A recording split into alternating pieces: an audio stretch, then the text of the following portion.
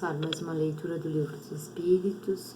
Agradecemos a oportunidade de estarmos aqui fazendo essa leitura, com esse ensinamento que a doutrina espírita nos traz. Vamos fazer a leitura de um livrinho de orações como introdução. O Anjo da Comunhão. Comungar é o sacramento da partilha, no qual o ato de dar e receber se transforma na mais íntima comunicação de dois ou mais seres. Quem comunga participa de um único espírito de vida. Comungo com a minha alma no meu templo de silêncio e tudo me é dado por acréscimo. Olhem que linda a imagem dos dois anjinhos. Isso é retirado do livro Meditando com os Anjos. Então vamos à nossa leitura do Livro dos Espíritos. Hoje nós vamos ler página 232, pergunta 294. A lembrança dos atos maus que dois homens praticaram um contra o outro constitui obstáculo a que entre eles reine simpatia? Essa lembrança os induz a se afastarem um do outro. Como diz, eu estava lendo esses dias, o perdão é o esquecimento. Então, se a gente não perdoa, a gente não esquece. Então, a gente continua lembrando das coisas e é impossível de conviver umas pessoas com as outras se elas não se perdoam. Pergunta 295. Que sentimento anima depois da morte aqueles a quem fizemos mal neste mundo?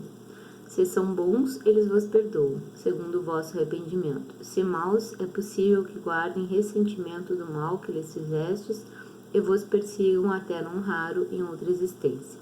Deus pode permitir que assim seja por castigo. São suscetíveis de alterar-se as afeições individuais dos espíritos? Não, por não estarem eles sujeitos a enganar-se. Falta-lhes a máscara sob que se escondem os hipócritas. Daí vem que, sendo puros, suas afeições são inalteráveis. Suprema felicidade lhes advém do amor que os une. Continua a existir sempre no mundo dos espíritos a afeição mútua que dois seres se consagraram na Terra? Sem dúvida, desde que originada de verdadeira simpatia. Se, porém, nasceu principalmente de causas de ordem física, desaparece com a causa. O que quer dizer causas de ordem física? É interesses da matéria, né? Afeições por interesse financeiro, afeições por interesse carnal, né? Esse tipo de afeição deixa de existir. Já as afeições verdadeiras do espírito e da alma, essas permanecem. As afeições entre os espíritos são mais sólidas e duráveis do que na Terra, porque não se acham subordinadas aos caprichos dos interesses materiais e do amor próprio. Porque o que é verdadeiro, ele permanece, né? Independente do tempo, independente do momento, independente de estarem há muito tempo sem se encontrar ou não. Quando as pessoas têm um sentimento verdadeiro em relação umas às outras, elas vão sempre manter não só o sentimento, como a energia, né? E a energia, ela une as pessoas. A gente sabe que assim como as ondas do rádio, que nós sentimos em relação aos outros, é uma onda vibratória. Essa onda vibratória, ela emana de um ser ao outro. Ela flui numa corrente universal. Então, a gente se liga a essas pessoas que a gente quer bem, que nos querem bem. Como ele disse antes, na 296 que nós lemos, eu vou repetir aqui. São suscetíveis de alterar-se as afeições individuais dos espíritos? Não, por não estarem eles sujeitos a enganar-se. Eu acho que eu pulei essa questão. Então, são suscetíveis de alterar-se as afeições individuais dos espíritos? Não, por não estarem eles sujeitos a enganar-se. Falta-lhes a máscara sob que se escondem os hipócritas. Daí vem que, sendo puros, suas afeições são inalteradas. Suprema felicidade advém do amor que os une. Então, aqueles que verdadeiramente têm um carinho, um sentimento de amor, de humanidade entre uns e outros, isso não se acaba por nada, né? Isso é algo que se mantém por toda a vida. Então, as pessoas sentem verdadeiramente esse sentimento um pelos outros, independente da matéria, independente de estarem onde estarem, independente da situação onde estejam vivendo, aquele sentimento ele permanece. Pergunta 298. As almas que devam unir-se estão, desde suas origens, predestinadas a essa união, Cada um de nós tem, em alguma parte do universo, sua metade, que fatalmente um dia se reunirá. Essa pergunta, assim, eu já vou responder antes da resposta, ela é bem dentro daquela situação que o pessoal pensa de alma gêmea, se existe, né? E muito mais importante do que isso, é nós pensarmos que essa pergunta vai de encontro à contrariedade do que diz sobre a reencarnação. Porque se a gente pensar que as almas estão predispostas a se encontrarem aquelas duas e nunca mais, e só elas, é como se uma visão do ponto de vista de uma única vida. Porque se a gente vê a vida como diversos momentos que nós vivemos, ou seja, diversas reencarnações em diferentes corpos, nós viveremos diversas experiências, não só de vida, como de relacionamento. A gente vai ser uma vez lixeiro, outra vez padeiro, outra vez professor, outra vez político, né? Nós vamos ser várias coisas em vários momentos diferentes. Da mesma forma, relacionamento, nós vamos ter um casamento com fulaninho nessa vida, na outra vida com o ciclano, na outra vida com o beltrano, nessa vida nós vamos estar mulheres, numa outra vamos estar homens, né? Então, essa necessidade de ter uma pessoa única, isso provém da materialidade do ser humano, da possibilidade que o ser humano tem de ver só uma vida, ele só enxerga esta vida, esta matéria, este momento de encarnado, e ele não se dá conta que a vida é muito mais que isso, é muito mais do que apenas esse momento, a vida vai muito mais além. Então vamos ver a resposta. Pergunta se existe a predestinação da alma e se a gente vai encontrar só aquela pessoa, aquela cara metade. A resposta não. Não há união particular e fatal de duas almas. A união que há é a de todos os espíritos, mas em graus diversos, segundo a categoria que ocupam, isto é, segundo a perfeição que tenham adquirido. Quanto mais perfeitos, tanto mais unidos. Da discórdia nascem todos os males dos humanos. Da concórdia resulta a completa felicidade. Ou seja, do amor, né, da união é que resulta de um concordar com o outro, ou pelo menos aceitar o ponto de vista do outro, respeitar o outro, é que existe a concórdia e a completa felicidade, como ele mesmo fala. Pergunta 299. Em que sentido se deve entender a palavra metade de que alguns espíritos se servem para designar os espíritos simpáticos? A expressão é inexata. Se um espírito fosse a metade de outro, separados os dois, estariam ambos incompletos, né? Como ele já disse antes, não existe, eu vou achar a minha outra metade, a minha cara metade. Isso não existe. Todos nós estamos aqui vivendo existência após existência e compartilhando da nossa vida, do nosso relacionamento hoje com uma determinada situação, com uma determinada família, uma determinada pessoa, em outro momento, em outra vida, outra situação, com outra família, outra pessoa e assim por diante. Pergunta número 300.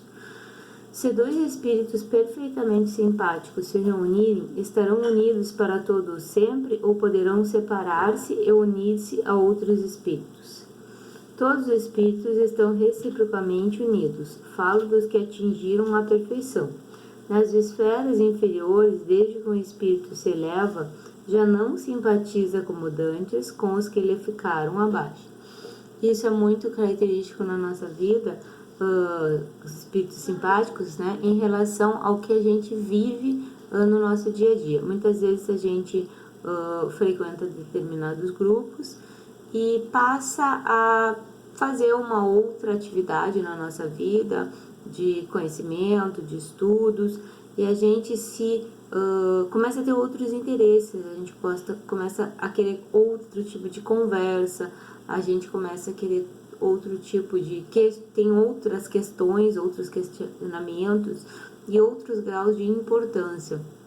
Muitas vezes aquelas pessoas a quem nós simpatizávamos, que talvez fossem aquelas pessoas que só vivessem lá no barzinho da esquina, aquelas pessoas não se tornam mais tão agradáveis a nós, porque nós começamos a ver a vida de um ponto de vista diferente, né? Nós começamos a ver a vida como querendo crescer, como querendo estudar mais, aprender mais, evoluir, E muitas vezes aquelas pessoas que nós tínhamos como amigos, como companhias, elas não têm essa mesma visão. E eles passam a não ser mais tão simpáticos a nós. É da mesma forma que ele responde essa pergunta. Quando o espírito se eleva no mundo espiritual, a própria física quântica explica, essas energias elas não mais se conectam. Esse espírito está mais elevado, ele tem mais conhecimento, ele tem mais estudo, ele tem outras visões de mundo, ele quer evoluir de alguma forma que aqueles outros não têm mais, não têm essa busca, e ele se destaca, ele sai um pouco desse plano vibratório, ele vai para outro plano vibratório, e aqueles ficam no que continuavam. Então, não existe mais aquela mesma simpatia. Quando estes aqui quiserem também, procurarem também, estiverem se esforçando para evoluir, eles vão conseguir entrar nesta mesma faixa vibratória. Provavelmente as simpatias vão novamente se unir, mas neste momento não está acontecendo. Pergunta 301. Dois espíritos simpáticos são complemento um do outro, ou a simpatia entre eles existente é resultado de identidade perfeita? Umas perguntas assim que hoje a gente para e vê, né? Poxa, elas foram feitas realmente, né, no século XIX, no intuito de esclarecer, de trazer a doutrina espírita para o planeta Terra, né, através de Allan Kardec, né, que era um discípulo de Pestalozzi, um filósofo, um professor, um homem das letras, inteligentíssimo, e ele coloca umas perguntas assim, bem básicas, no sentido que qualquer pessoa de conhecimentos básicos faria um tipo de pergunta dessa, né? Porque a gente consegue visualizar que a gente sabe que não existe identidade perfeita, não existe pessoa perfeita, não existe perfeição. A única perfeição que existe no planeta, no mundo que a gente conhece, é Deus. Então, é assim, são questionamentos realmente para levantar o raciocínio, a lógica, para que as pessoas se perguntem as coisas e entendam que a doutrina espírita é uma doutrina de questionamento. Ela não é uma doutrina que aceita aquela verdade imposta direto na concepção dele, não. Ela é uma pergunta de questionamento, ela quer saber o porquê, ela vai mais além. Então, é sobre a simpatia entre as pessoas existentes, ou espíritos simpáticos. Ela é resultado de identidade perfeita. A simpatia que atrai um espírito para outro resulta da perfeita concordância de seus pendores e instintos. Se um tivesse que completar o outro, perderia a sua individualidade. Né? A gente vê que nem os gêmeos, né? Eles são perfeitamente idênticos, não existe essa perfeição. E como ele mesmo diz, perderia a característica da sua individualidade, perderia o crescimento, né? Porque se cresce muito numa relação entre pessoas diferentes. Agora mesmo eu estava vendo uma gravação de uma palestra, de uma live, e eles falando que são duas pessoas completamente diferentes, dois pensadores, dois estudiosos, filósofos, professores, e eles, sendo pessoas completamente diferentes, eles conseguem, e mesmo discordando do ponto de vista um do outro, eles gostam muito de ouvir a opinião do outro, porque são duas pessoas muito inteligentes, e a gente aprende muito com a opinião do outro, se essa pessoa realmente tem muito conhecimento e tem muito ao que nos agregar. Pergunta 302. A identidade necessária à existência da simpatia perfeita apenas consiste na analogia dos pensamentos e sentimentos, ou também na uniformidade dos conhecimentos adquiridos? Na igualdade dos graus de elevação. Vamos ler novamente. A identidade necessária à existência da simpatia perfeita apenas consiste na analogia dos pensamentos e sentimentos? Ou também na universidade dos conhecimentos? Quer dizer que eu só vou me identificar com uma pessoa se eu tiver aquele conhecimento igual a ela? É essa a pergunta, né? Eu só vou me identificar essa pessoa se eu tiver aquele mesmo conhecimento adquirido? Ele não. Na igualdade dos graus de evolução. Uma pessoa pode ter um conhecimento maior de matemática, de física, de filosofia que eu posso ter um conhecimento maior de vida, de vivência de vida. Importa, como diz aquela história, para onde os dois estão olhando, qual é a busca no sentido, em que sentido eu estou, o que eu busco da vida, o que eu quero, né? Vamos dar um exemplo. Duas pessoas que se relacionam e uma é totalmente voltada à vida material, aos bens materiais, ao mundo material, só vê isso, só busca isso. E a outra voltada mais a um lado mais espiritual, mais evolutivo, mais de crescimento interior. Então existe uma disparidade, elas estão em graus diferentes, em momentos diferentes, em vibrações diferentes. E muitas vezes até pode ser um relacionamento de amizade, pode ser um relacionamento amoroso, vai haver uma discordância, uma discrepância entre essas duas pessoas. E isso vai dificultar esse tipo de relação. Então, sempre é importante que as pessoas busquem, olhem para o mesmo lado. Por mais que os conhecimentos sejam diferentes, que eles vão ser, as experiências de vida vão ser, mas é importante para onde se está olhando, o que se está buscando, qual o objetivo de vida das pessoas. E para encerrar, vamos ler a pergunta 303. Podem tornar-se de futuro simpáticos espíritos que presentemente não o são? Todos o serão. Um espírito que hoje está numa esfera inferior ascenderá, aperfeiçoando-se em que se acha tal outro espírito. E ainda mais depressa se dará o encontro dos dois, se o mais elevado, por suportar mal as provas a que esteja submetido, permanecer estacionado. Tá? Então, vai trocando o momento e o ambiente onde você vive. Enquanto se aquele que se levou mais rápido não for tão bom aluno para passar por aquelas provas, ele vai demorar mais tempo, então aquele outro ainda vai chegar mais rapidamente. Daí tem como letra A: podem deixar de ser simpáticos um ao outro, dois espíritos que o sejam? Certamente, se um deles for preguiçoso, né? E esse exemplo, eu acho que me parece bem interessante para a gente colocar em relação a relacionamentos mesmo, né, afetivos. Às vezes uma pessoa cresce e a outra fica para trás, a outra está lá acomodada, não quer fazer melhor, acha que está suficiente o que ela tem, e o outro quer crescer, o outro tem aquela vontade, aquela determinação de crescer. E acaba não havendo essa capacidade de crescimento. E isso é bastante prejudicial a qualquer tipo de relacionamento, amizade profissional, amizade de escola, de colégio, relacionamento, todo tipo. Até relacionamento profissional no sentido sócios, né? Um quer ir mais além, um quer crescer mais, o outro acha que por ali tá bom. A teoria das metades eternas encerra uma simples figura representativa da união de dois espíritos simpáticos. Trata-se de uma expressão usada até na linguagem vulgar, que você não deve tomar ao pé da letra. Não pertencem, de certo, a uma ordem elevada os espíritos que empregaram. Necessariamente limitados, sendo o campo de suas ideias, exprimiram seus pensamentos com os termos de que se teriam utilizado na vida corporal. Não se deve, pois, aceitar a ideia de que, criados um para o outro, dois espíritos tenham fatalmente que se reunir um dia na eternidade. Isso não existe, né? E depois terem estado separados por tempo mais ou menos longo.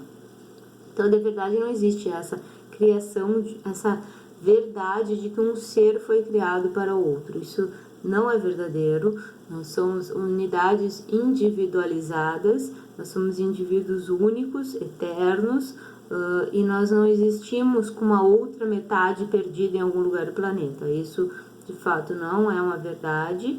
E nós estamos em processo evolutivo, hoje vestidos com este corpo, com este momento de vida, e através deste momento nós vamos desenvolver vários relacionamentos, tanto afetivos, quanto relacionamentos de trabalho, quanto relacionamentos de cultura, de educação, relacionamentos religiosos, e nós devemos sempre ter em mente que nós buscamos com esses relacionamentos um crescimento interior, uma melhora, e é muito importante que a gente sempre esteja em busca e visualizando aonde que nós queremos chegar, para onde nós estamos indo, qual o nosso objetivo nesta vida, nesta encarnação, o que eu quero para mim.